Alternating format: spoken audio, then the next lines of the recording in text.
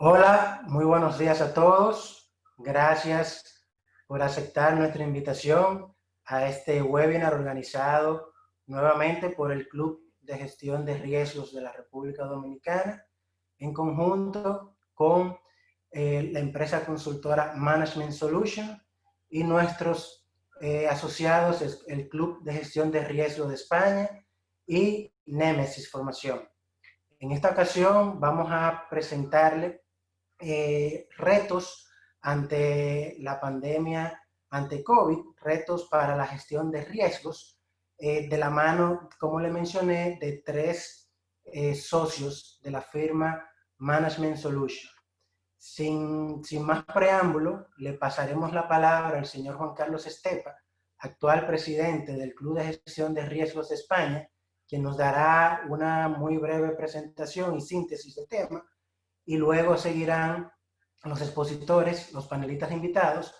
Al final tendremos una sección de preguntas y respuestas que ustedes pueden formular a los expositores, a los panelistas. O sea que espero que la sección sea de su agrado, que complete y llene sus expectativas. Y sin más, le cedo la palabra al señor Estepa. Bienvenidos.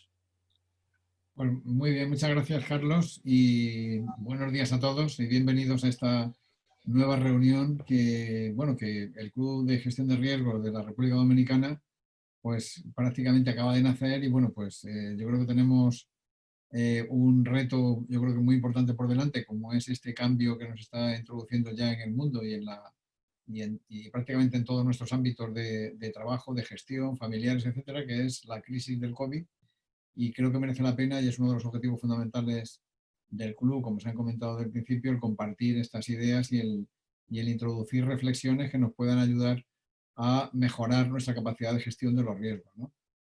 Creo que tenemos hoy la suerte de tener con nosotros a tres personas que además, además de que son unos profesionales que conocen perfectamente el tema, también la sociedad Management Solutions, la consultora, como sabéis, es socio protector desde hace bastantes años y es uno de los socios además más activos del Club de Gestión de Riesgos de España, ¿no? Y esto, yo insisto, es un poco el objetivo del club, el tratar de compartir ideas, el tratar de mejorar las buenas prácticas y el tener siempre ideas disponibles para poder reflexionar, utilizar y discutir, como vamos a hacer en la mañana de hoy, bueno, y en la tarde aquí de Europa. Creo que es algo que, bueno, que nos puede ser, y esa es un poco la idea, de utilidad. Así que yo, sin más, cedo la palabra a los responsables de Management Solutions, que seguro que nos van a contar cosas hoy muy interesantes. Muchas gracias, Bueno. y muchas gracias a vosotros, chicos. Gracias a Carlos, a Juan Carlos. Bueno, bienvenidos a todos, ¿no? A ver, en este formato, ¿no? No es lo mismo que el feedback, ¿no?, que tenemos en vivo, que nos gusta mucho estar en vivo, pero bueno, también aprovechar esto y la suerte tenemos de conectarnos de cualquier parte del mundo. A muchos posiblemente los conozcamos, ¿no? Porque conocemos muy bien el país. Bueno, hay de varios países conectados, me imagino. Y como decía Juan Carlos, ¿no?, el entorno actual es el que es y se están sucediendo diversos cambios en el sector financiero, muchísima regulación. Y bueno, un poco lo que queríamos contar aquí con José Luis Carazo y con Vanessa Irín y yo mismo, Hernán Enrique, socios de Management Solutions, es lo que estamos viendo que está sucediendo a nivel internacional en el contexto regulatorio. ¿Qué están haciendo las entidades respecto a los temas muy interesantes, con todo el tema del estrés test, cómo estamos gestionando nuestro apetito al riesgo y sobre todo, bueno, generar una serie de inquietudes, ¿no?, si se quiere, que ahí Carlos al final de la charla, como dijo, tratará de consolidar las preguntas que podamos responder. Y bueno, en esa línea tratar de que esto sea útil. Simplemente me pongo un segundo en Management Solutions por si no nos conocen. A ver, somos una firma internacional de consultoría que tenemos operaciones en toda Europa y Latinoamérica. Nos dedicamos a la consultoría de negocio y bueno, básicamente por ser una firma global tenemos la suerte de poder estar viviendo esto, digo, la suerte por vivirlo, ¿no?, que sea bueno este contexto, ¿no?, en distintos sectores financieros internacionales y con eso tener este benchmark global que ponemos a disposición hoy en día del Club de Gestión de Riesgos en la República Dominicana, ¿no? Así que sin más preámbulos, le voy a dejar a José Luis que va a comenzar con la exposición.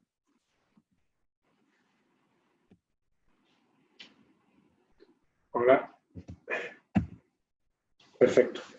Bueno, la presentación, partiendo de un breve contexto, voy a presentar un poco qué impactos y qué retos se nos está presentando en la gestión de riesgo crediticio toda esta situación de COVID.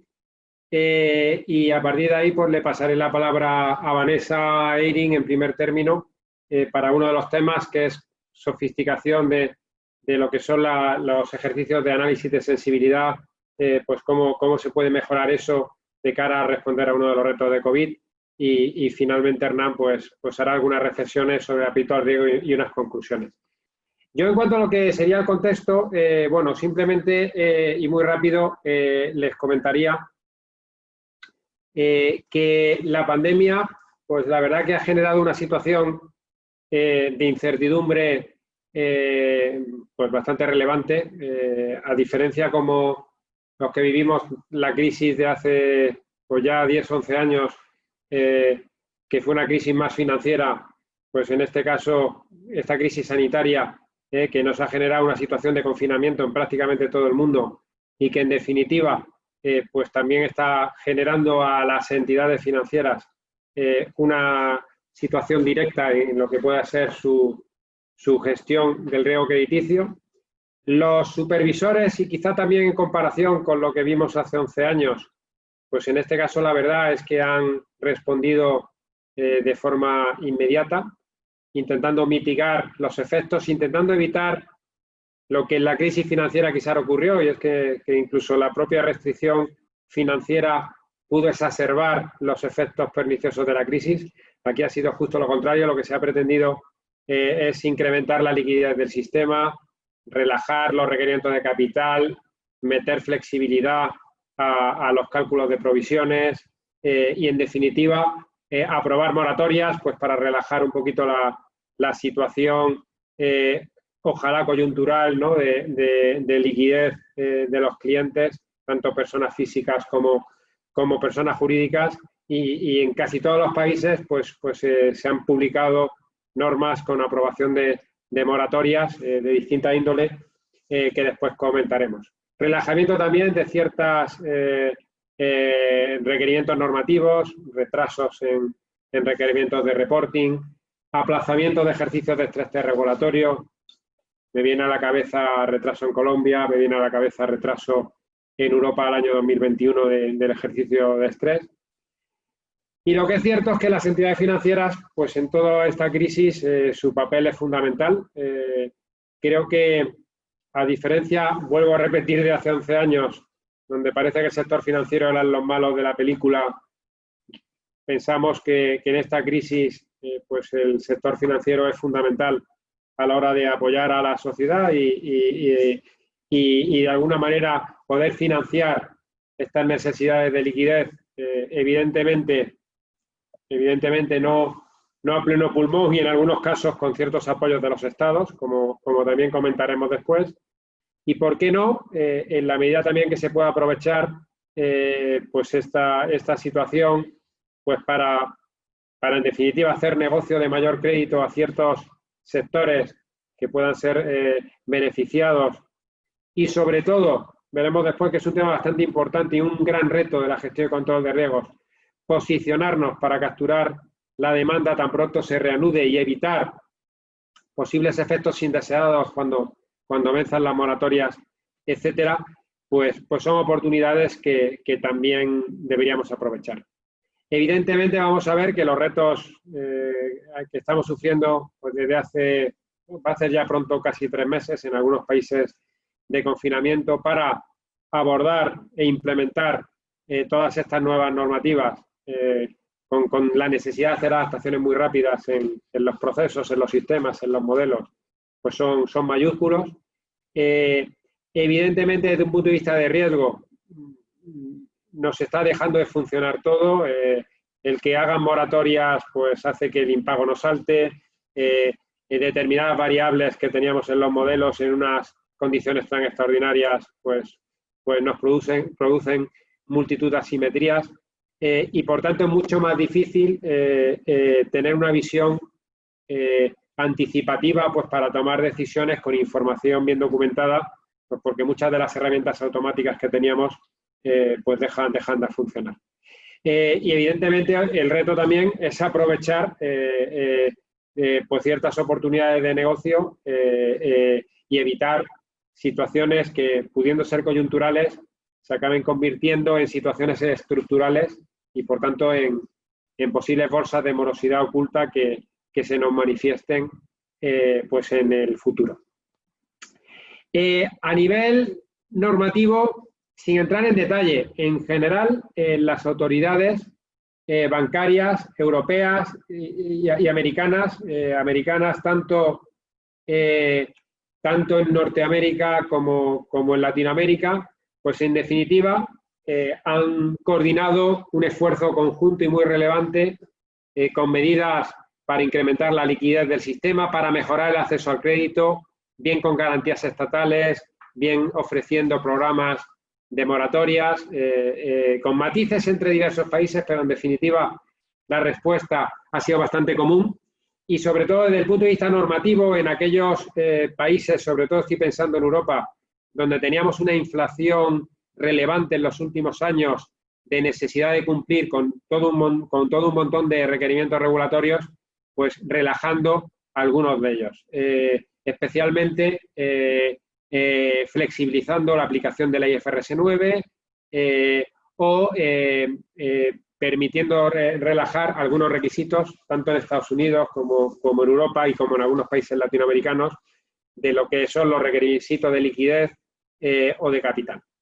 Entonces, entrando ya sin más, la forma en que vamos a intentar exponer de forma muy ejecutiva los impactos en riesgos va a ser intentar repasar cada uno de estos 6 quesitos de este círculo y vamos a intentar analizar, como digo, de forma muy ejecutiva, cómo está impactando la pandemia COVID en la estrategia de gestión de las carteras por las entidades, en la propia gestión y control de riesgo y después de, si queréis, de forma un poquito más técnica en lo que son las clasificación de las operaciones, los modelos, las provisiones y el capital. Y también vamos a hacer referencia, aunque estemos aquí sobre todo profesionales de riesgos, pero es cierto que algunos de estos temas, como las provisiones, tienen impacto, o el hecho de las moratorias, nos impactan relevantemente en nuestra cuenta de resultados y también hay algunas menciones que vamos a realizar. En cuanto a lo que sería la definición de la estrategia, bueno, aquí comentaros que fundamentalmente el foco principal de las entidades ha venido por la necesidad de operativizar de forma muy rápida todos estos requerimientos normativos y de supervisión que han venido desde los órganos supervisores y reguladores. Generalizando, digo porque aquí si nos fuéramos país por país habría pequeños matices, pero de forma general lo que nos encontramos son, por una parte, moratorias normativas, se han establecido por ley y si se cumplen determinados requisitos, la moratoria durante un periodo de tiempo por normativa, sobre todo moratorias estas normativas dirigidas a los segmentos sobre todo de personas físicas. También se han regulado, esto especialmente hay una regulación en Europa, lo que llamaríamos moratorias de la entidad, entendiendo por moratorias de la entidad, moratorias que se han acordado sus criterios dentro de los parámetros normativos en los ámbitos de las asociaciones bancarias.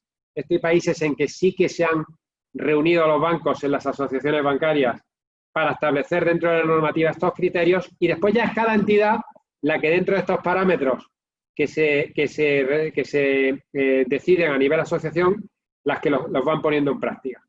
Después, estas moratorias en general están dirigidas a colectivos performing, es decir, están dirigidas a colectivos que estaban a día 28 de febrero, 15 de marzo, en esos 15 días, en cumplimiento de sus obligaciones crediticias. Y versus eso, es muy importante otros posibles tratamientos. Versus estas moratorias que, como digo, vienen más bien por la ley o vienen por ciertos acuerdos dentro de los parámetros de la ley de las asociaciones, lo que se están por las entidades es produciendo bien renegociaciones, renegociaciones entendiendo por cambios de condiciones en los contratos, pero para clientes que hayan demostrado buen comportamiento de pago previo, y eso como todo puede tener ciertos matices de interpretación, y que no se presente dudas a priori razonables sobre el reembolso de la operación. Aquí lo que me estoy refiriendo es que se llegue a la conclusión de que lo que está produciendo COVID es una situación coyuntural y no estructural. Y versus eso, nos están surgiendo necesidad de realizar refinanciaciones. El matiz que nos ha introducido COVID en lo que era la refinanciación, donde tradicionalmente una refinanciación llevaba aparejado un incremento del riesgo significativo a efectos, por ejemplo, de la normativa IFRS 9 y nacían en Stage 2, o incluso algunas operaciones que nacían en Stage 3 y con algunas regulaciones bastante exigentes en algunos países, por ejemplo Europa, de periodos de tiempo donde tenías que mantener la operación durante un tiempo en Stage 3 hasta que ya hubiera un pago o garantía suficiente durante un determinado tiempo para pasarlo al Stage 2 y de ahí otra vez un periodo de tiempo de cumplimiento de obligaciones crediticias para subirlo al Stage 1, pues lo que han dado algunas regulaciones en los países son una serie de posibilidades de tratar a las refinanciaciones como non-distress versus a lo que sería una refinanciación distress. Es decir, marcar a ciertas operaciones como de refinanciación, pero que no tengamos que darle el tratamiento de distress y, por tanto, no tengamos que necesariamente mantenerlo en un concepto de default o de mayor incremento de riesgo durante ese periodo de tiempo. Y después, obviamente, lo que surge también pues son posibles nuevas financiaciones a los clientes, bien teniendo en cuenta garantías o avales del Estado. Aquí ha habido iniciativas bastante fuertes de apoyo. Pues me viene a la cabeza, por ejemplo, Perú, o me viene a la cabeza mismamente en España, donde hay avales del Estado hasta 80% y 90% de lo que son las operaciones crediticias y, por tanto, el riesgo del banco pues se reduce bastante de cara a responder en el caso de que esa situación teóricamente coyuntural pasase a ser más estructural. Por tanto, operativizar todo esto sin tener la capacidad a veces de poder modificar los sistemas de forma muy rápida, pues a veces no es sencillo. Eso por una parte. Por otro lado, me gustaría destacar que una de las dificultades estratégicas que se han enfrentado las entidades al cierre del primer Q, o sea, para hacer el cierre de los estados financieros de marzo, es, oye, parece que esta situación nos puede afectar en deterioro de las carteras. Esta situación requiere dotar más provisiones. Claro, aquí la gran cuestión que tenían las entidades es, bueno, ¿y cuántas más? Porque si doto mucho, después la situación no dura tanto y muchos de los clientes que he dotado, la situación es coyuntural, voy a dotar hoy para tener que liberar el día de mañana. Entonces, en general, comentarles que los incrementos de dotaciones a las provisiones han sido bastante relevantes en la práctica totalidad de las entidades en el mundo. Y si queréis, separaría las entidades norteamericanas, donde en el primer Q han dotado entre 5 y 7 veces más de lo que estaban dotando en los dos últimos Qs del año 2019, o sea, dotaciones muy fuertes, mientras que en Europa, salvando alguna excepción de algunas entidades, como puede ser el grupo BBVA en España o Société Générale en Francia, han hecho dotaciones algo menos exigentes, entre 2 y 3 veces. La realidad es que los márgenes financieros de las entidades norteamericanas versus los niveles de márgenes de entidades europeas con tipos a cero o negativos desde hace varios años, hace que el aguante de las cuentas de resultados para dotar N veces posibles deterioros de golpe, pues podría haber situado, si hubieran hecho dotaciones similares a las entidades norteamericanas, haber puesto en pérdidas el cierre del primer Q a las entidades.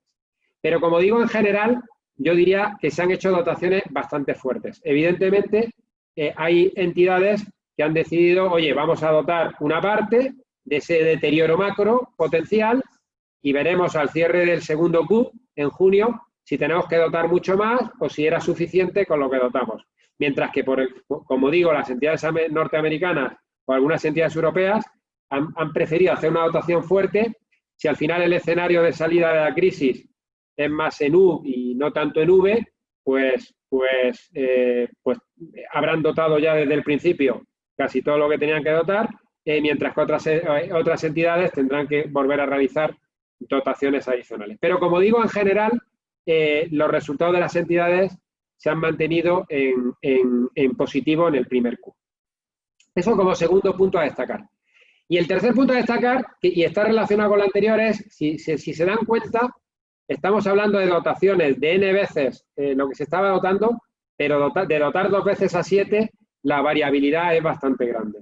Y aquí es donde cobra importancia crítica, que ahora vamos a profundizar algo más, el tener un análisis del portafolio, un análisis de la cartera y ser capaz de identificar grupos de clientes clúster a los que podamos aplicar las distintas estrategias estas que comentaba antes de moratorias, renegociaciones, distintos tipos de refinanciaciones y que sean las estrategias adecuadas al riesgo que tengan cada uno de los clientes y las operaciones. Dificultad no menor cuando nos encontramos que los análisis de sensibilidad y de capacidad de estresar a las carteras en un entorno tan coyuntural pues se complica bastante. Incluso el medir de forma fina los impactos en los márgenes, en las provisiones y en el capital, pues también se complica bastante.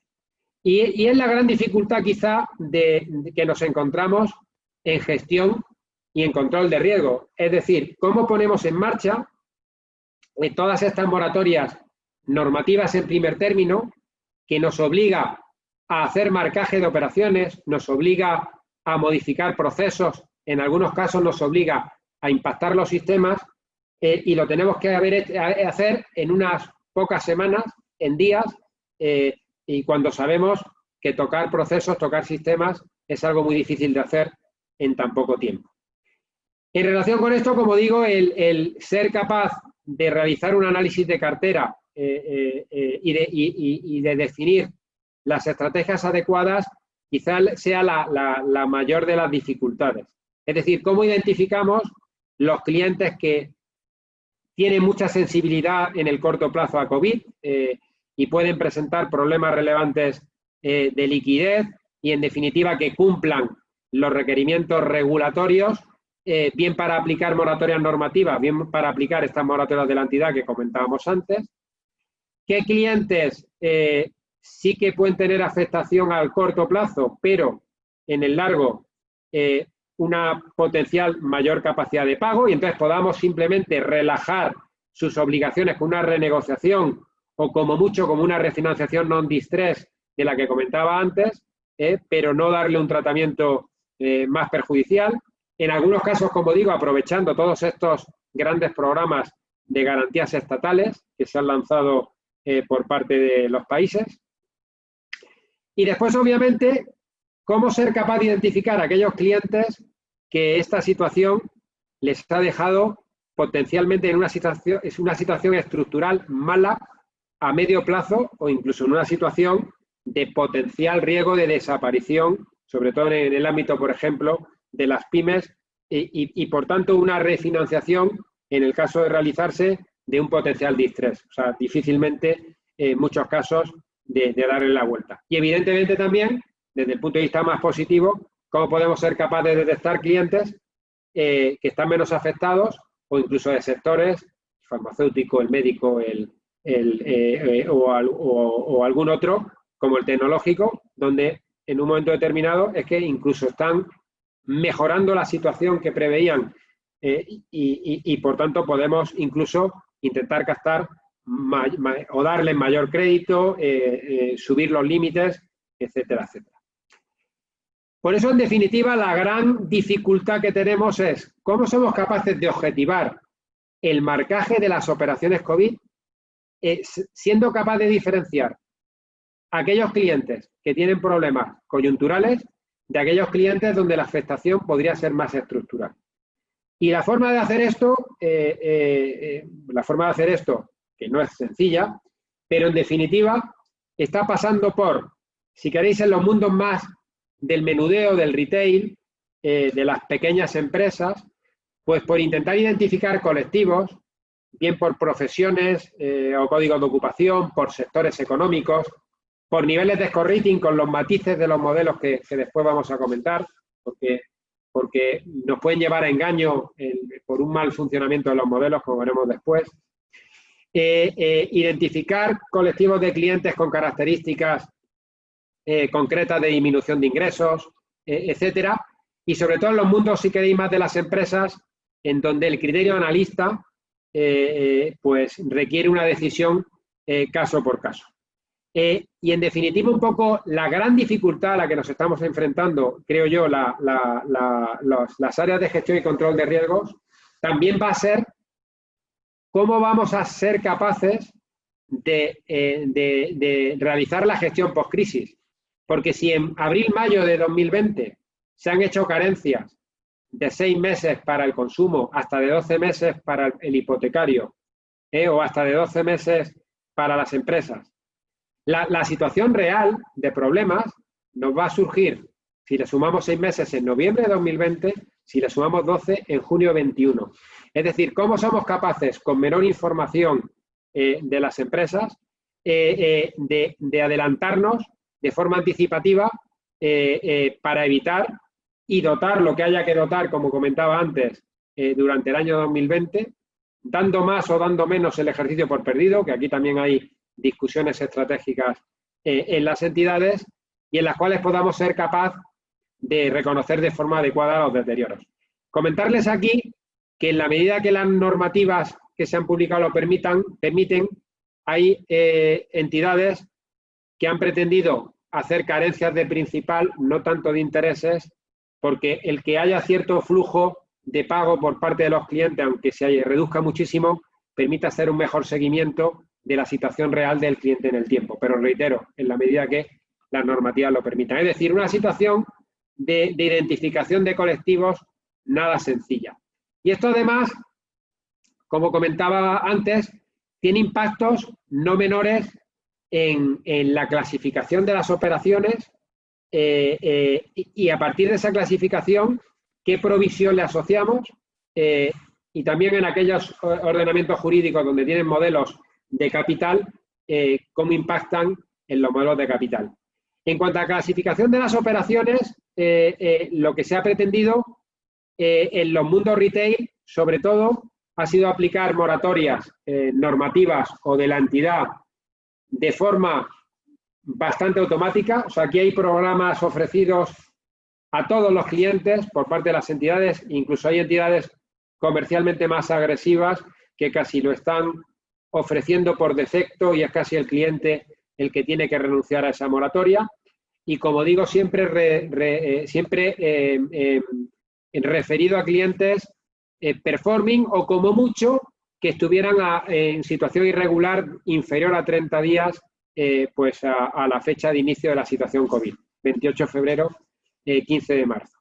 En cambio, en el segmento no retail de las empresas, aquí se han dado pautas, se pueden establecer pautas generales, automáticas, días de irregular, sector de actividad, nivel de rating, pero en definitiva se está tendiendo a que la decisión entre la renegociación o a que sea marcaje refinanciación venga más por parte del analista. ¿Y cuál es la implicación de una clasificación u otra? Pues evidentemente tiene una implicación en niveles de provisiones.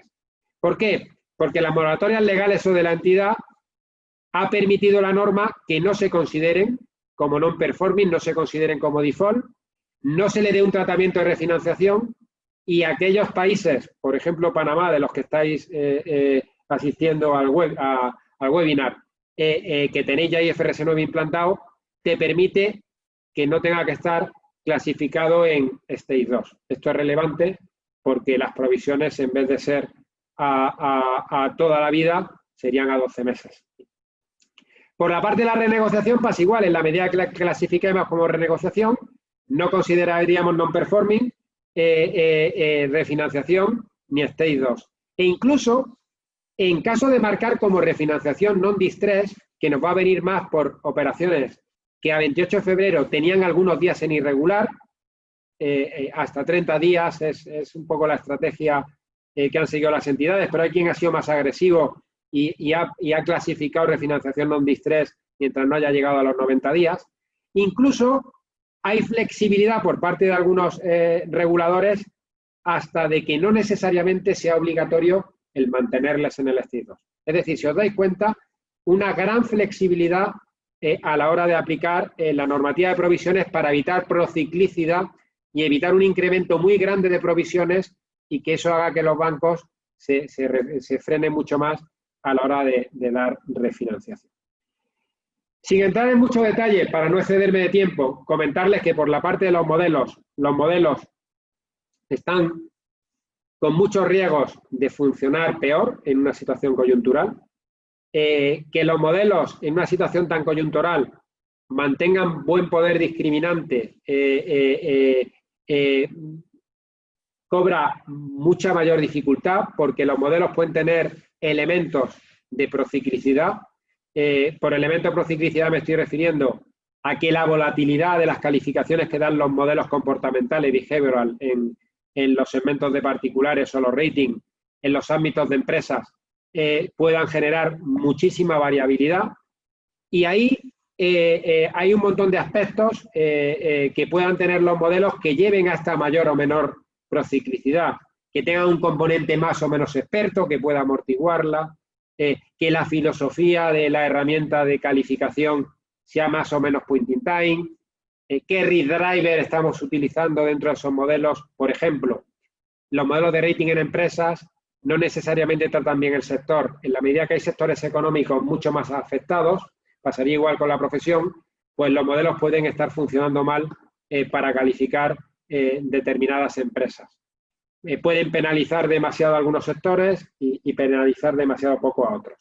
Comentarles que en los scoring de los segmentos retail es mucho más complejo ajustar el modelo porque la decisión es mucho más automática. Por tanto, ahí lo que se está tendiendo es a tocar puntos de corte, a tocar o modificar determinadas políticas porque son mucho más complejos por ser algo muchísimo más automático.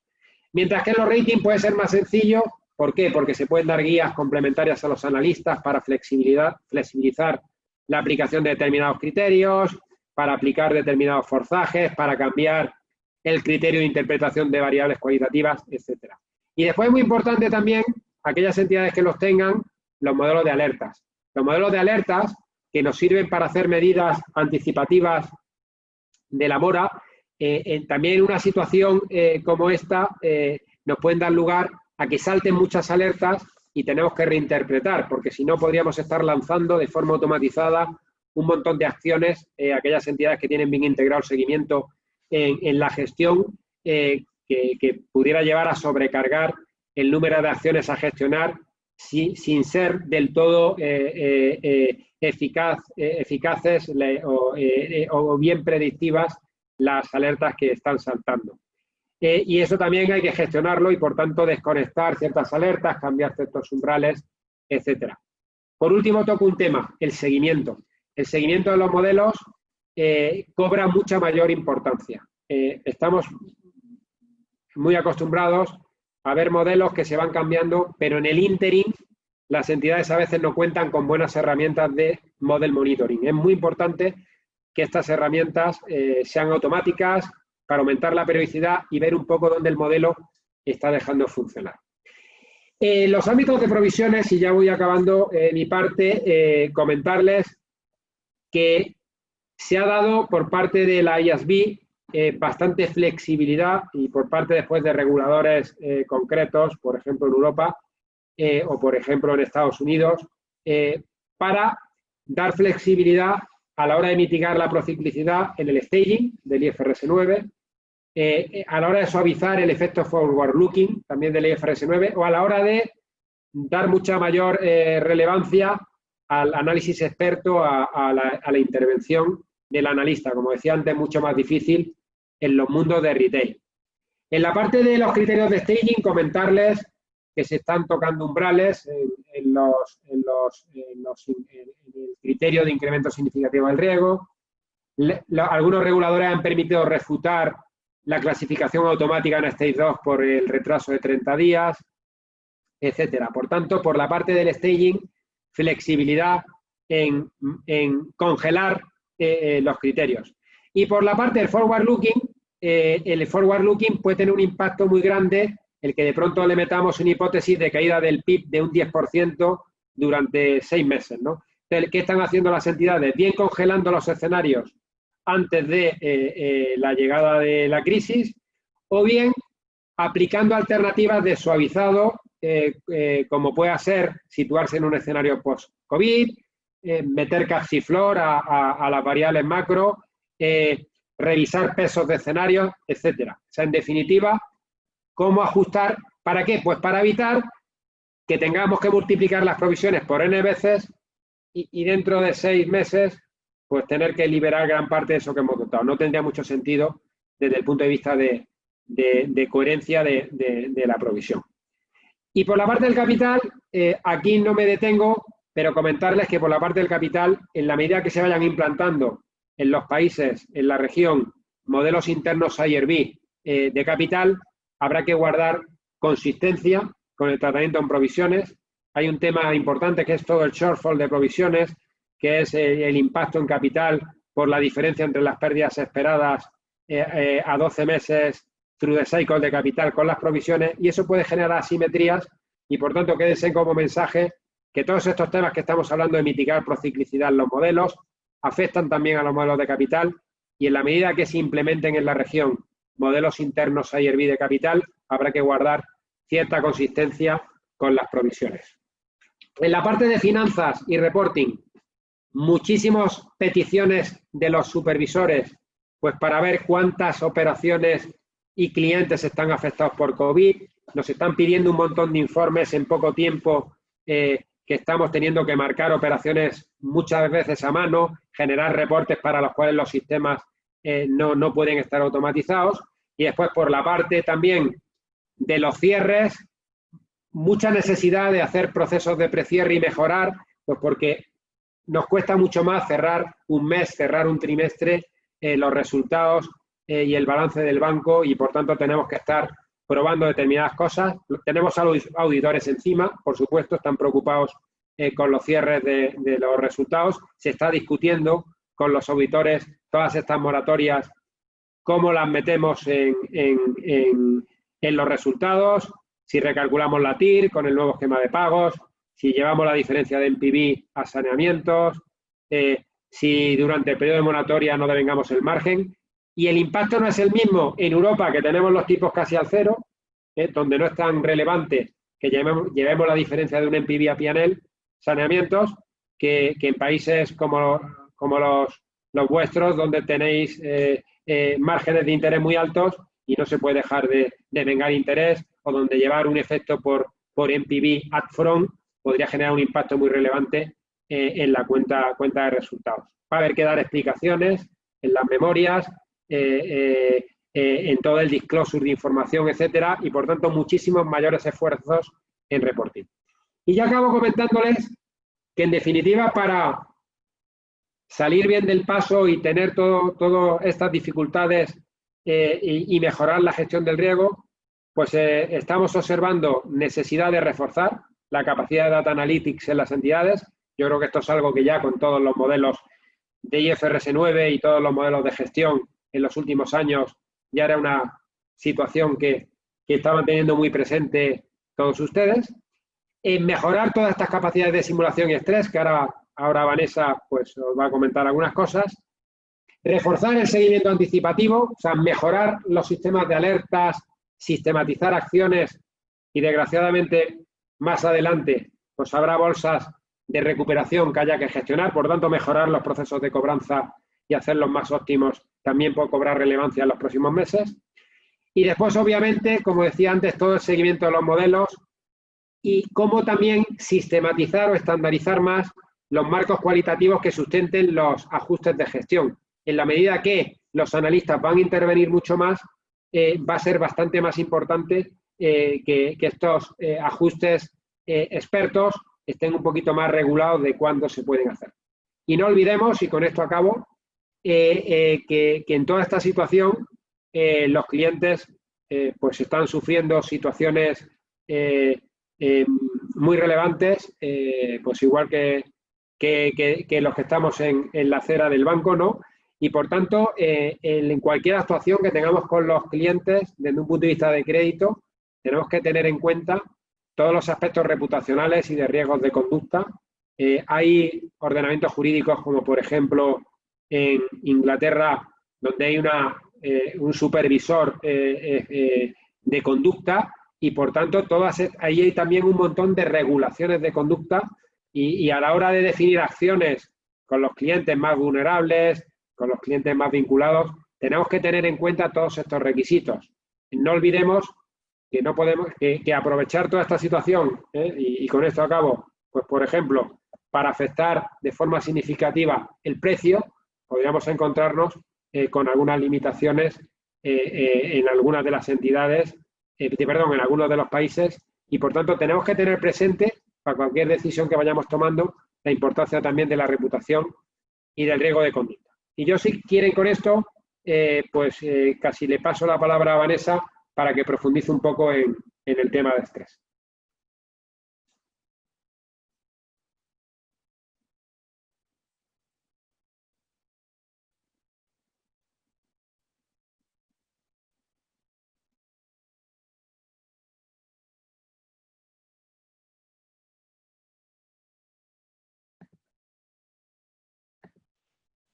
Vanessa, no te oímos. Sí, un momento, por favor. ¿Me oyen ahora? Sí, perfecto, Vanessa. ¿Y me pueden ver la pantalla? Sí, perfecto. Sí, bueno, perfecto. Genial. Genial.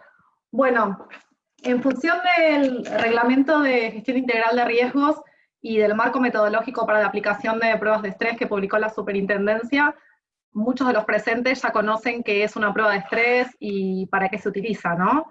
Una prueba de estrés lo que busca es analizar cómo se afecta el perfil de la entidad, el balance de la entidad, la estructura de su P&L, de su capital, y ver qué pasaría con mi balance, qué pasaría con mi entidad en el caso de la materialización de una crisis, de un escenario poco probable pero plausible, como lo definen los reguladores. Pero ¿qué pasa cuando ya estamos inmersos dentro de un escenario adverso? ¿Qué pasa cuando ya estamos en un contexto de estrés, como el que estamos viviendo? Bueno, las entidades están encontrando desafíos, pero también están encontrando oportunidades en función a la realización de estos ejercicios de estrés. La materialización de esta crisis de COVID nos dio la oportunidad, como entidades, a robustecer la integración en la gestión, a poder analizar cuán robusta es la integración en la gestión de estas pruebas de estrés. Fíjense lo complicado que es hacer un backtest de un ejercicio de estrés. Metodológicamente hablando, yo necesitaría que el mismo escenario que yo había proyectado se materialice para ver si efectivamente el modelo, los resultados del modelo se condicen con lo que pasó en la realidad. Algo prácticamente imposible desde una visión metodológica. Pero ¿qué pasa desde un punto de vista de integración en la gestión? Bueno, este contexto nos permitió poder analizar cómo estaban las definiciones, cómo se definen estas estrategias de cara a la materialización de un ejercicio de estrés, poder evaluar los planes de contingencia que se han formalizado, que se han activado, y empiezan a cobrar muchísima más importancia los planes de continuidad de negocio, que muchos de ustedes, obviamente todos, han activado y ahora están con un plan de reactivación. Con lo cual, todo este ejercicio nos sirve para robustecer esta integración en la gestión. Como comentaba José Luis de manera previa, tenemos también un desafío de cara a el rol que cumple riesgos y el rol que cumple el sistema financiero como un todo, como un mitigador del impacto de la crisis, ¿no? Tenemos cambios en la estrategia de las entidades que requieren que tal vez que la segmentación que nosotros teníamos definida de manera previa tenga que cambiarse, tenga que subsegmentarse la cartera, tenga que clusterizarse. Y en esa nueva segmentación posiblemente vamos a trabajar con otra granularidad, con mayor granularidad, donde vamos a ver sectores de actividad, el tamaño de las empresas, las zonas geográficas, y mucho análisis de escenarios, pero ya no hablando de un escenario de estrés integral, como el que está establecido en el Reglamento de Gestión Integral de Riesgos, sino más que nada trabajar en lo que es la sensibilidad, análisis de sensibilidad por clústeres para permitir una correcta toma de decisiones en el marco del contexto que estamos viviendo. Eso obviamente genera desafíos en cuanto a la modelización, porque hay que generar nuevos modelos de regresión, teniendo en cuenta que la variable a explicar ahora va a ser otra, y el objetivo, como siempre, y creo que ya quedó claro con la charla de José Luis, tiene que ver con poder separar, poder discriminar aquellas situaciones que son coyunturales de las situaciones que son estructurales. Es decir, poder identificar qué cliente tiene un problema que se va a resolver cuando todo este contexto de crisis pase, a los clientes que van a quedar más afectados estructuralmente, donde voy a tener que tomar estrategias distintas. Y claro, para hacer este análisis de sensibilidad, ¿qué necesito? Definir escenarios. Y aquí es donde vemos el desafío más grande, porque en un contexto de incertidumbre como el que estamos viviendo, donde hay mucha volatilidad, donde hay mucha heterogeneidad, uno de los primeros, el sentido común y la teoría, lo que nos lleva es, primero, a generar escenarios con más granularidad, tal vez distinto, el mismo escenario general, pero con granularidad de impactos, según el clúster diferencial que hemos comentado en el apartado anterior, y también con mucha mayor frecuencia, porque lo que estamos viendo es que hay cambios permanentes en el contexto, lo que genera un trabajo mucho mayor en cuanto a frecuencia de definición de escenarios que se van actualizando de manera continua.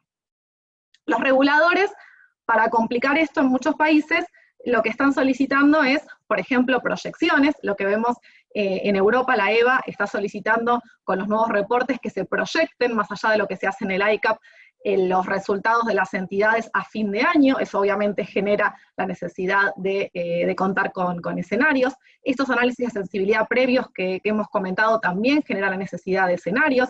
Quienes estén bajo normativas como IFRS 9, también necesitamos contar con escenarios insesgados a través de ponderaciones, con distintos escenarios posibles de materialización de la macroeconomía.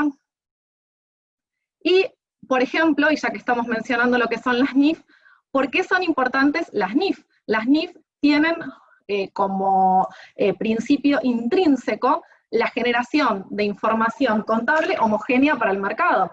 Y si cada entidad está definiendo un escenario distinto, esa homogeneidad la terminamos perdiendo.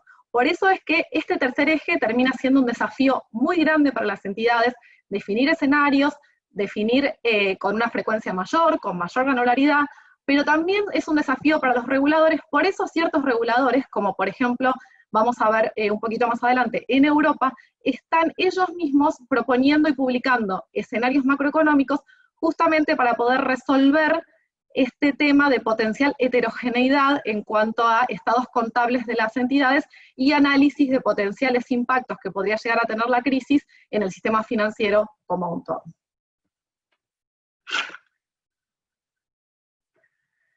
Desde la teoría, la integración en la gestión está requerida para cualquier ejercicio de estrés, no es un ejercicio solamente teórico, ¿sí?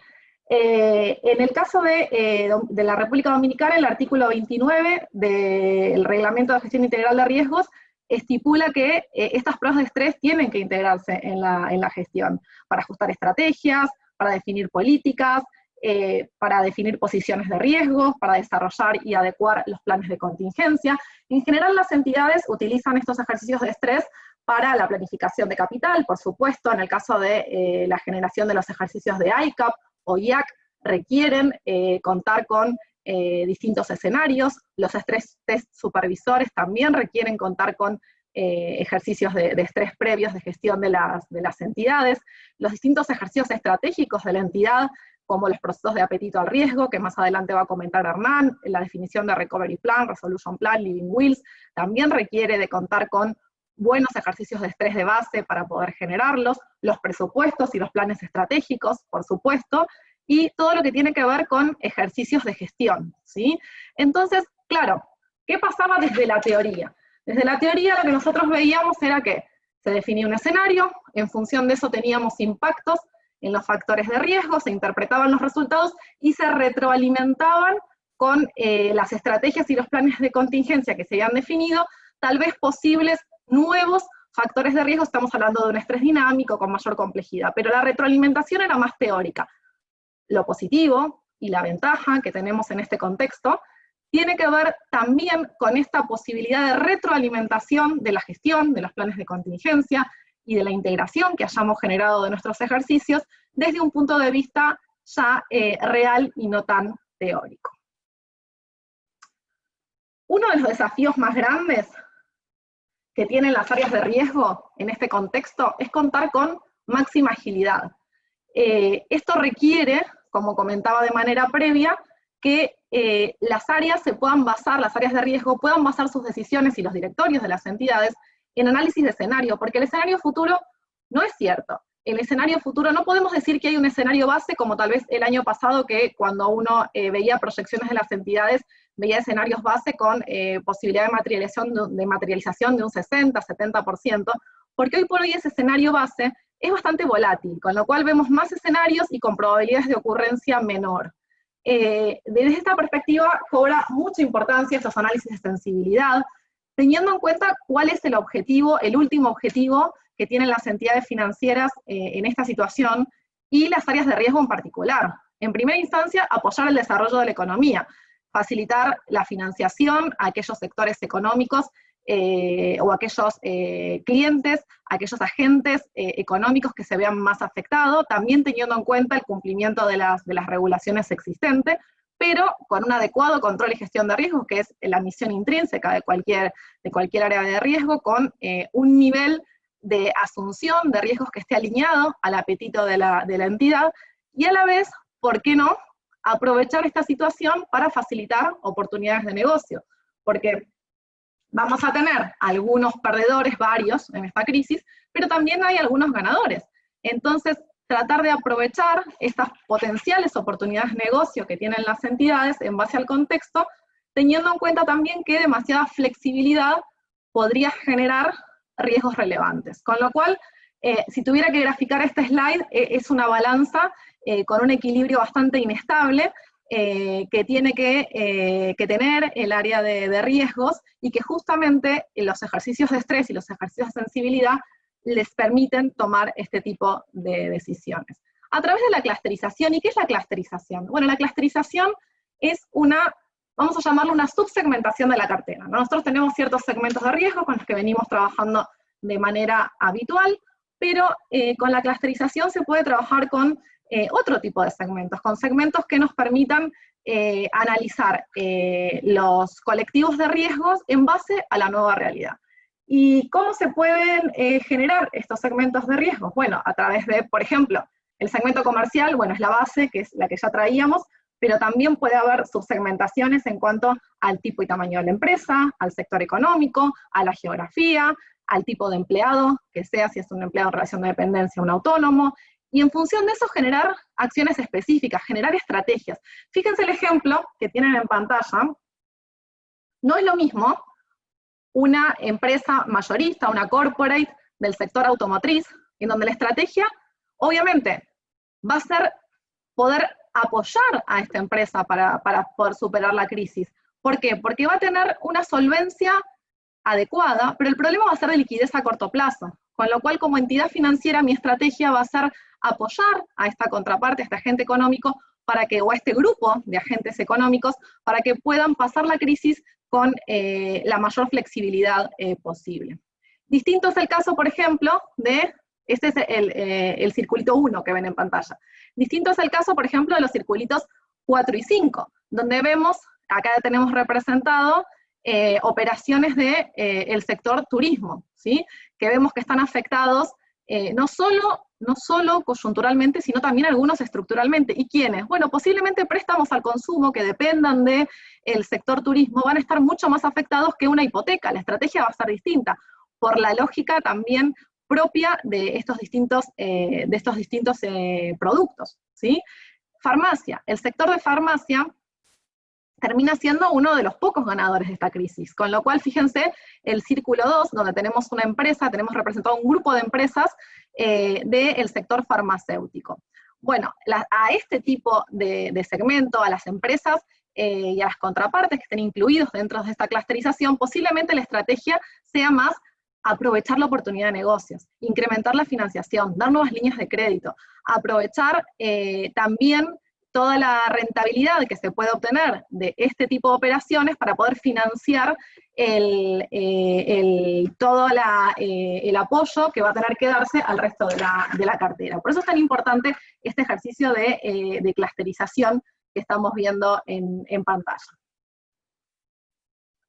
¿Y qué medidas se pueden tomar? Bueno, para colectivos más sensibles, la generación o el ofrecimiento de productos preventivos previos a la irregularidad, muchas veces, como decía José Luis, adelantándonos a la situación de irregularidad, el ofrecimiento de carencias para ciertos tipos de productos que pueden ser bien normativos, bien proactivos por parte de la entidad, la existencia de reestructuraciones, refinanciaciones, estrategias recuperatorias en el caso de que ya ciertos contrapartes ya hayan entrado en situación de default, y revisión del precio, ¿no? En estos colectivos más vulnerables, tal vez una revisión del pricing como una medida para estos colectivos más sensibles. Cuando hablamos de oportunidades de negocios, bueno, lo obvio, el incremento en solicitudes de crédito, ¿sí? Para ciertos tipos de empresas, o generar nuevos productos adecuados a la nueva situación, analizar nuevas líneas de preconcedidos y financiación para estos sectores favorecidos, y todo esto genera cambios en los modelos y cambios en las herramientas en las cuales nos apoyamos, ¿sí? Los modelos de proyección existentes posiblemente muchos no nos sirvan, porque fueron generados en base a un pasado que no se condice con la realidad, y también porque la clusterización genera nuevas variables a explicar. En esa perspectiva es muy importante trabajar desde la modelización en nuevas proyecciones que nos permitan trabajar en estos análisis de sensibilidad de manera correcta. Acá técnicas como las de Machine Learning, modelos de grafos, también nos permiten analizar ya como una segunda derivada clientes vinculados entre sí o relacionados, como puede ser una relación proveedor-cliente, que una dificultad en un cliente puntual pueda derivar o generar un problema en un segundo o tercer cliente, ¿sí? Y obviamente la flexibilización de reglas de negocio, que esto ya algo ha comentado José Luis de manera previa. Para poder tener esta flexibilidad y esta agilidad que requieren las áreas de riesgo para la generación de estos análisis de sensibilidad o de estrés, se requieren herramientas que nos permitan ser flexibles y parametrizables en cuanto a las distintas definiciones que se puedan ir tomando la clusterización de la cartera. Pero cuando hablamos de herramientas, no hablamos de herramientas complejas, ¿eh? Estamos hablando de posiblemente herramientas departamentales que estén bien estandarizadas para este tipo de trabajos. La aplicación de escenarios que van a ir cambiando de manera permanente y cambios en la clusterización. Y en los escenarios tener en cuenta que los mismos escenarios se usan no solo para ejercicios de estrés, sino también nos sirven para presupuestos, para resultados, para los ejercicios de ICAP, ¿sí? Con lo cual es muy importante buscar esa consistencia entre los distintos escenarios. Y acá es importante también ver qué están haciendo los reguladores internacionales y qué están haciendo las entidades alrededor del mundo en estos procesos tan desafiantes como son la generación de los escenarios. En general, se basan en tres ejes, ¿sí?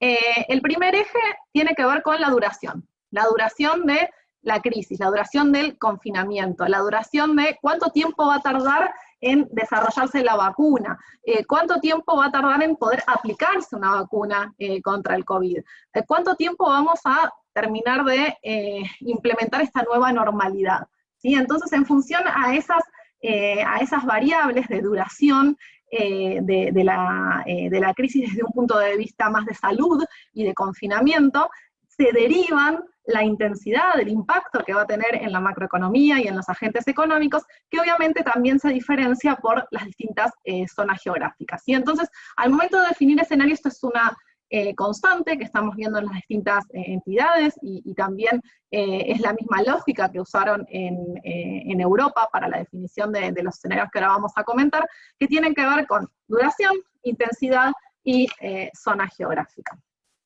Específicamente, el Banco Central Europeo ha presentado durante el mes pasado 3 escenarios, ¿sí?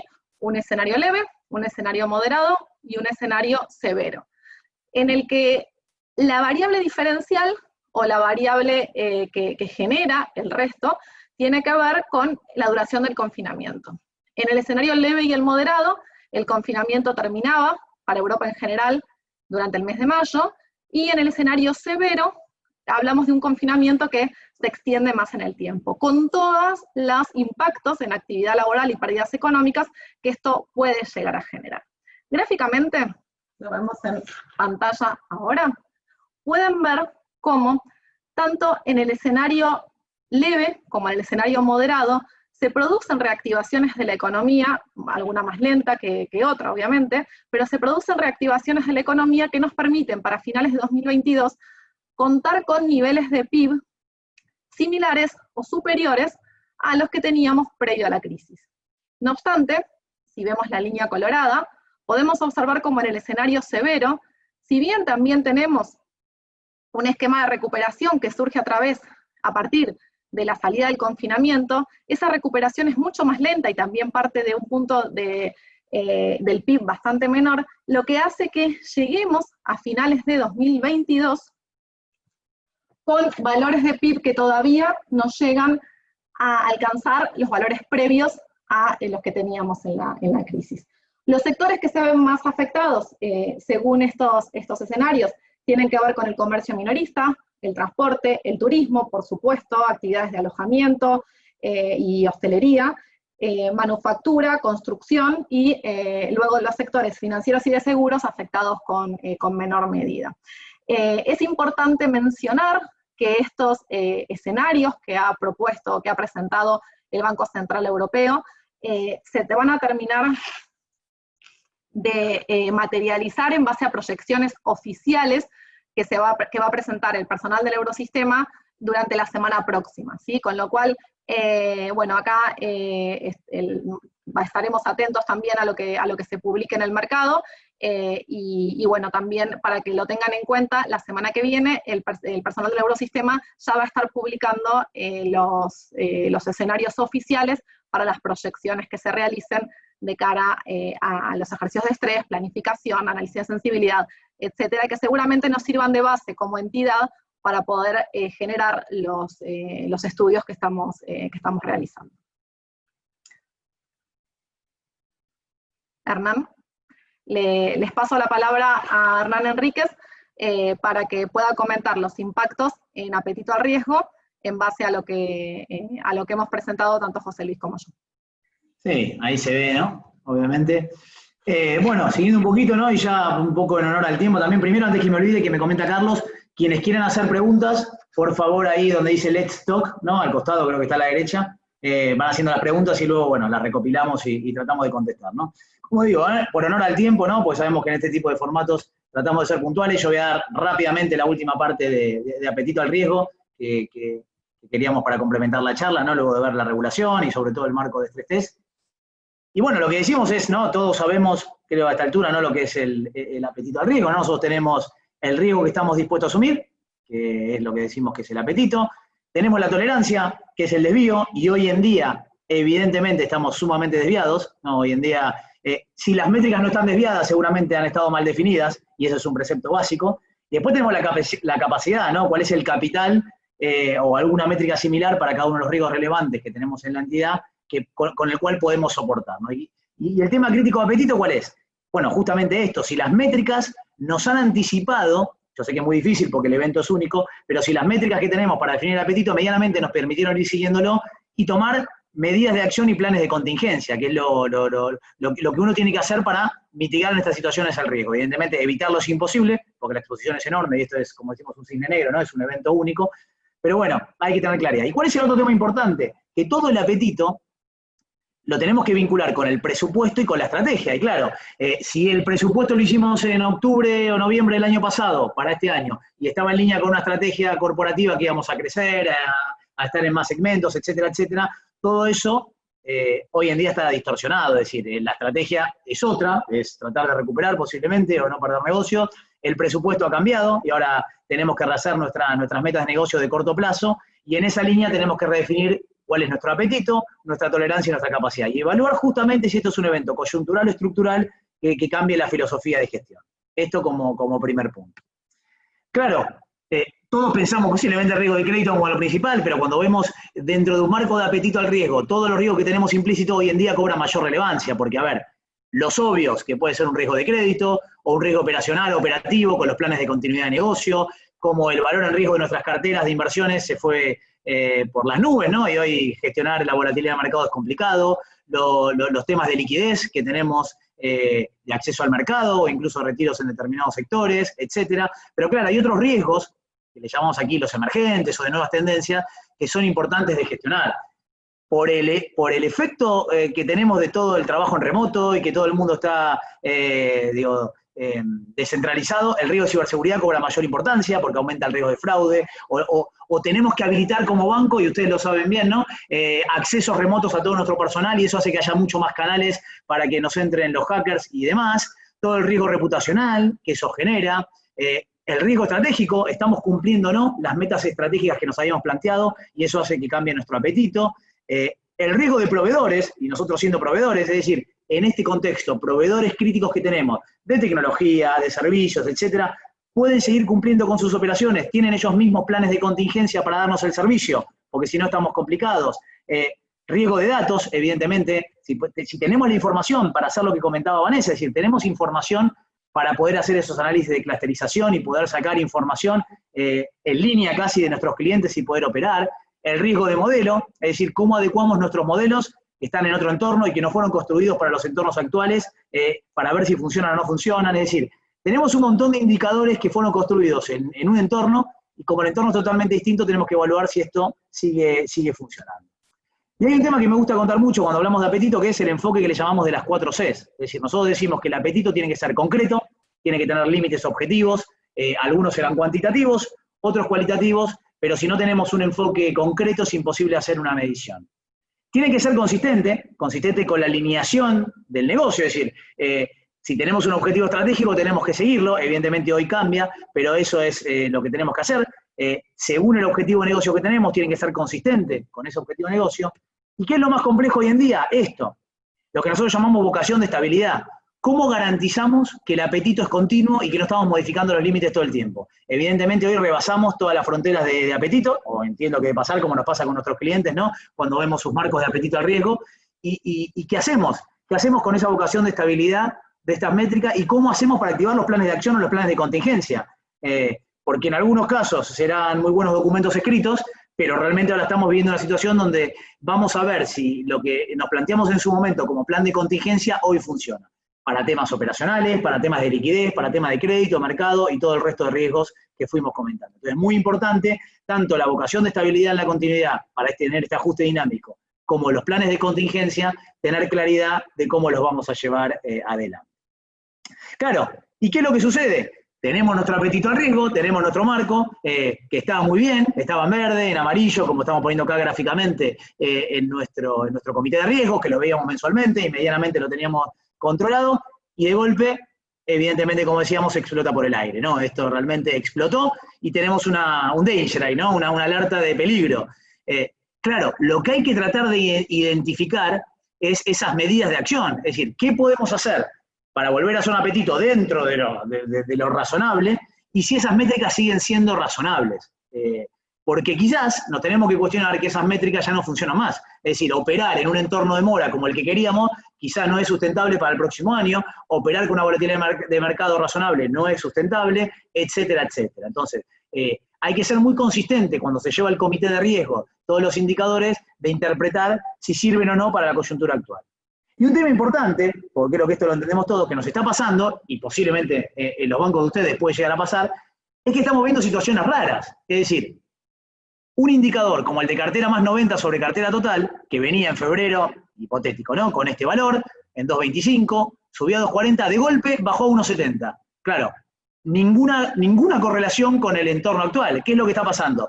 Que todo el entorno normativo del freezing de las moratorias y todo esto, lo que está haciendo, que está distorsionando el cálculo del indicador. Es decir, en muchos países lo que está pasando que cartera que estaba rodando de 30 a 60 o 60 a 90 se para e incluso se devuelve, ¿no? Determinadas moratorias hacen que se devuelva. Entonces este indicador pierde sentido.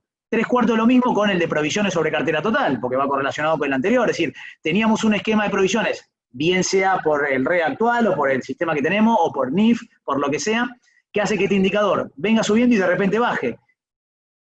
Y muy similar para el tema de refinanciaciones. Veníamos con un esquema de refinanciaciones de la cartera de consumo y de golpe, claro, como esto no lo contamos como refinanciaciones, llámese como se llama en cada país, estamos distorsionando el indicador. Entonces, ¿qué quiero decir con esto? Que lo que estamos haciendo es, primero, interpretar qué pasa con el indicador. Segundo, recalcular. En muchos casos lo que hemos hecho, y esto es interesante, es, en lugar de calcular este 1,70, tratar de simular cómo hubiera sido este indicador en abril. Es complicado, a veces tiene la información, yo no sé cuál es el comportamiento futuro que van a tener los clientes, pero lo que puedo interpretar es medianamente con el roll rate que venían los clientes, este 2,40 se hubiese convertido en un 2,60, en un 2,70 o lo que sea, y llevar al comité ambos valores. Es decir, el que tiene lógica con el indicador y cómo se calcula, explicando las variaciones, y el que hubiera sido si esta situación normativa, digo, de diferimiento de pagos no se hubiera dado, ¿no? Pero yo creo que esto es importante entender porque lo hemos visto en muchos indicadores que están en el marco de apetito y tenemos que interpretar muy bien qué es lo que está sucediendo. Y para cerrar, antes de las conclusiones, digo, por honor al tiempo, porque sé que somos muy estrictos con el tiempo, un ejemplo que nos gusta contar, que posiblemente sea una situación real que pase hoy en un comité. Esto lo contamos siempre en las charlas o los trabajos de apetito, pero creo que es más que aplicable en el entorno actual. Es decir, podemos tener al CRO que dice, bajó la calificación crediticia de los bonos del Tesoro, en el país que sea, eran investment grade y ahora no son más investment grade, imaginemos, y saltaron todos los límites de los ratings. Es decir, ya estamos excedidos y si cumplimos nuestro plan de contingencia y el stop loss tenemos que vender. Eso es lo que dice el gerente de riesgo. Claro, el gerente de inversiones dice, ojo, para mí esto es una situación coyuntural, no de largo plazo, no es estructural, con lo cual no creo que tengamos que vender. Creo que tenemos que analizar la situación y no vender porque sería un problema. Claro, el CFO, ¿qué es lo que dice? Si vendemos, asumimos pérdidas, estamos reconociendo esta pérdida, pues estos instrumentos estaban valorados, por ejemplo, imaginemos a vencimiento, tenemos que reconocer el mark to market de los instrumentos y obviamente hay que reconocer la pérdida en el P&L actualmente. Eso es un problema. El VP de negocio dice, si hacemos esto, obviamente no cumplimos presupuesto, respecto a la competencia reportamos pérdidas, ¿qué hacemos? Estamos en una disyuntiva, ¿no? Porque digo, el CRO quiere aplicar bajo la lógica de apetito lo que hay que hacer y el plan de contingencia, pero hay una discusión en la mesa del comité de riesgo. ¿Qué hace el presidente del comité? Dice, bueno, mira, evaluando la situación, creo que tenemos que evaluar al comité de dirección, llevar el caso y modificar temporalmente los límites de apetito. Podía haber dicho, no, mira, realmente hay que seguir lo que tenemos pautado en nuestro marco de apetito, vender los títulos y asumir la pérdida. Lo pongo como un ejemplo ilustrativo que estamos viendo que también sucede, que lo podemos extrapolar a riesgo de crédito o a cualquier otro riesgo para un tema puntual. Bueno, y sin más, para terminar, más allá de obviamente agradecerles, tres grandes conclusiones. A ver, el contexto actual obviamente es volátil, es cambiante, es único, incierto, y generalmente en riesgos que estamos acostumbrados a ver el pasado y tratar de con eso replicar el futuro. Bueno, hoy en día es imposible. Cualquier situación que querramos ver del pasado, sea la crisis del 2008 o cualquier crisis en nuestros países que hayan sucedido, es totalmente, no es comparable con el evento actual. Con lo cual es mucho más importante, como comentábamos, hacer análisis de sensibilidad y proyecciones dinámicas bajo la cartera y no tanto apalancarnos en eventos pasados. ¿Qué más? Lo que decíamos, las métricas de apetito, hay que tener mucho cuidado en el contexto en el cual se evalúan para que no sean distorsionadas con aquellos aspectos normativos. Y sobre todo, seguir vinculándolas con los ejercicios de estrés, ¿no? Cuando sacamos las métricas de apetito, siempre lo que hacemos las vinculamos con las métricas de estrés para ver que realmente reaccionen en estos entornos. Si no reaccionan, no sirven para nada esas métricas. Y por último, hacer un seguimiento muy detallado, muy clusterizado, muy individualizado. Esto no sirve hacer un seguimiento de la cartera de consumo o de la cartera de banca empresas o corporativa a nivel global. Acá tenemos que hacer clúster por sector económico, por grupo, y evaluar quién tiene un problema de liquidez, quién tiene un problema de solvencia, anticipar decisiones estratégicas que tengamos con nuestros clientes, aquellos que haya que, por supuesto, refinanciar, y ustedes se lo saben mejor que nosotros, y sobre todo estar atento, como bien decimos, a las normativas internacionales, porque lo que pasa en algunos otros países es lo que en definitiva va a llegar a nuestros países en temas normativos para poder anticipar esos eventos en nuestra gestión. Bueno, sin más, porque no queremos extendernos más, ¿no? De nuestra parte, desde Management Solutions, de José Luis, Vanessa y yo, agradecerles por la atención, de nuevo, en este esquema, tanto a Juan Carlos y a Carlos, al Club de Gestión de Riesgos. Y bueno, le cedo un poco la palabra a Carlos por si quiere concluir con algún tema. Gracias, Hernán. En nombre del Club de Gestión de Riesgo de la República Dominicana, agradecemos su participación, su colaboración, una muy interesante presentación para nosotros los que de alguna manera gestionamos riesgos en nuestras entidades, temas de mucho interés y de mucha valoración en estos tiempos. Tengo aquí, si les parece, unas preguntas que nos han formulado los participantes, para ustedes los panelistas. La primera, ¿cuál debe ser la posición del gestor de riesgos de cara al equipo de negocios de la entidad? ¿Qué ustedes recomendarían? ¿Cuál debe ser esa posición? Bueno, a ver si quieren contesto yo y después complementamos. Lo que hay que hacer es, quizás lo último que comentamos, ¿no? O sea, el gestor de negocio querrá seguir haciendo negocio, lo que hay que marcar es el terreno de juego, es decir, hasta dónde nos queremos exponer, evaluar si queremos seguir concentrados en determinados sectores, en determinados grupos, es decir, no podemos parar el negocio, hay que tener muy claro qué es lo que estamos haciendo, ¿no? Es decir, el banco tiene que seguir funcionando, tenemos que seguir colocando, ahora, seguramente en estos entornos tenemos que ser mucho más cuidadosos, ¿no? En dónde nos estamos concentrando, ¿no? Entonces, quizás hacer un análisis ex ante mucho más cauto o mucho más estricto de lo que antes hacíamos, porque la situación es totalmente distinta, ¿no? De acuerdo. Tenemos otra pregunta también por aquí. Nos dicen, en lo adelante y en base a las pruebas de estrés, ¿ustedes recomiendan que este tipo de eventos, o sea, el tema de la pandemia, se incluyan en las mismas como algo muy probable que pase en lo adelante o que se continúe incluyendo solo en escenarios extremos?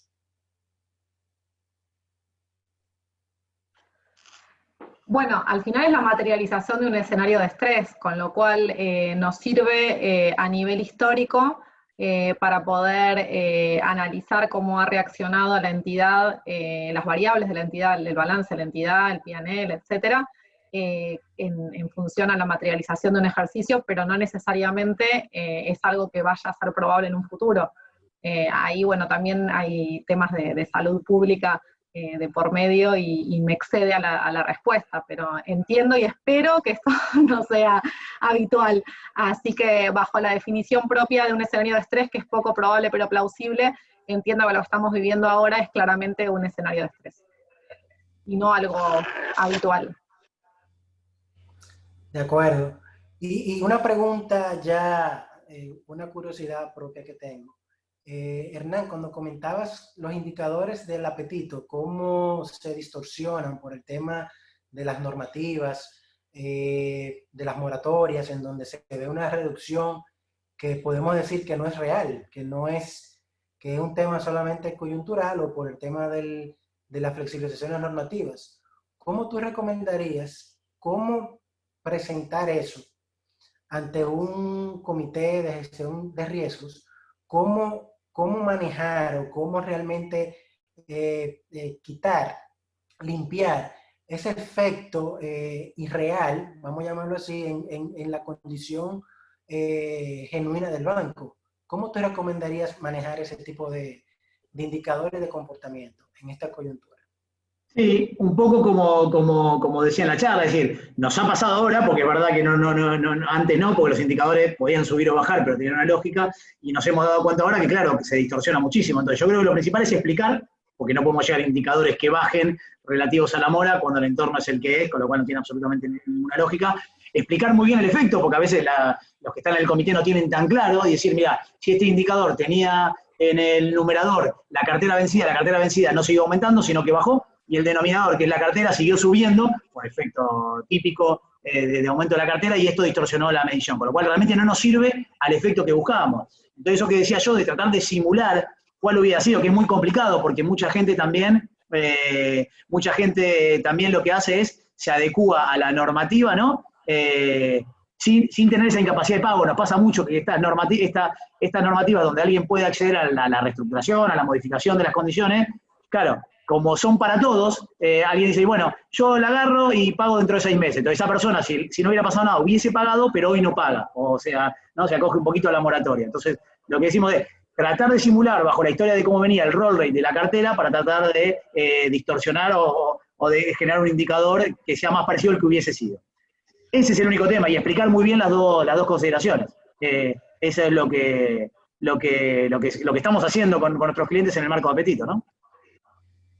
Perfecto, me queda claro, sí, porque también hay un tema con supervisores y reguladores que al ver los indicadores a nivel global y ver, vamos a decir, cierta estabilidad o quizá mejora, pueden confundirse. Y en el día a día, como yo entiendo que estas medidas que han tomado las autoridades monetarias y financieras, deben de ir constantemente haciendo seguimiento de cómo va evolucionando y cómo se va comportando para ajustar, abrir, cerrar cualquier medida que hayan tomado. Entonces, esto no sé si puede generar falsas interpretaciones que lleven a las autoridades monetarias y financieras a tomar cierto tipo de acciones o de medidas que no quizá vayan en consonancia con la realidad de los casos. Y sobre todo, como se exponía en la charla, que básicamente noviembre, diciembre de este año, el año que viene, es que también vamos a sentir, quizá con mucho más claridad, los efectos que trae de esta crisis que trajo la pandemia. Entonces, más bien el tema era por ahí de cómo poder que el órgano supervisor tenga en cuenta estos aspectos para que pueda afinar las normas o las medidas que han ido tomando en el transcurso de estos días. Ya para finalizar, porque tenemos ya el tiempo arriba, queríamos primeramente agradecer la participación de todas las personas que pudieron asistir al evento, en especial a ustedes como panelistas. Muchísimas gracias por su tiempo, por su compromiso. Sin lugar a duda, una presentación sin desperdicios, sumamente interesante. Le reiteramos la gracia en nombre del Club de Gestión de Riesgos de República Dominicana, también del Club de Gestión de Riesgos de España y de Némesis en lo particular. Queremos por último ya presentar un plan brevemente. Yo le estaría remitiendo esto por correo a los participantes y también haciendo la promoción en nuestras redes y en nuestra página web del plan de formación COVID-19, en donde ahí podrán ver las distintas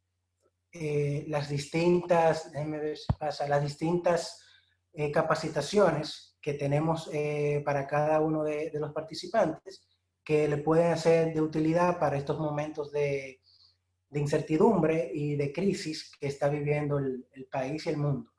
Le mandaré con mayor detalle estos planes de capacitación para que tengan un mayor detalle de las mismas, y nos reiteramos a su orden para cualquier pregunta en particular de ellas.